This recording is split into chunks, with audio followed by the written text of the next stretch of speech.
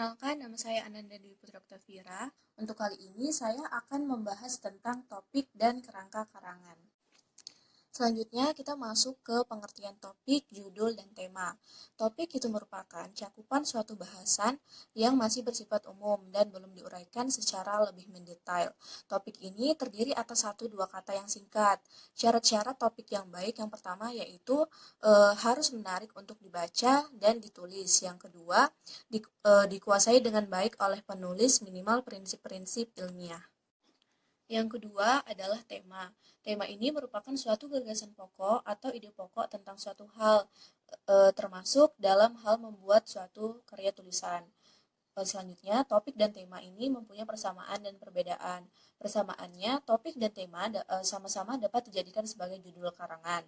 Sedangkan perbedaannya, kalau topik ini dia lebih bersifat umum, sedangkan tema lebih spesifik dan terperinci.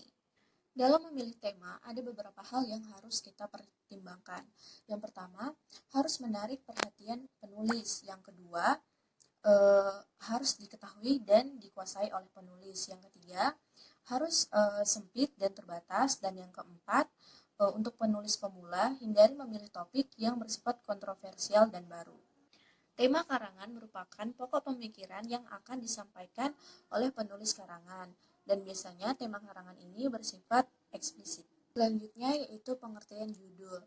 Judul ini merupakan perincian atau jabaran dari topik yang diberikan untuk suatu bahasan atau karangan.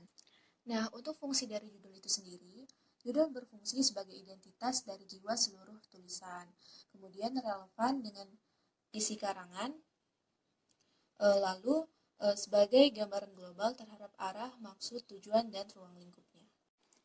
Selanjutnya yaitu kita masuk ke dalam pengertian kerangka karangan. Kerangka karangan ini merupakan suatu metode dalam pembuatan karangan yang mana topiknya dipecah lagi ke dalam sub-sub topik yang lebih terperinci. Kerangka karangan berfungsi agar kita tidak mengolah ide sampai 2 kali. Yang kedua, dapat menciptakan klimaks yang berbeda di setiap babnya.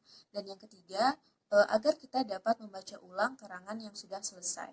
Pembuatan kerangka karangan yang pertama yaitu perumusan tesis, yang kedua penginventarisan topik ke dalam sub-sub topik secara maksimal, yang ketiga melakukan pengevaluasian terhadap sub-sub topik ke dalam tahapan, yang keempat tahap 1 dan 2 dilakukan secara berulang agar maksimal.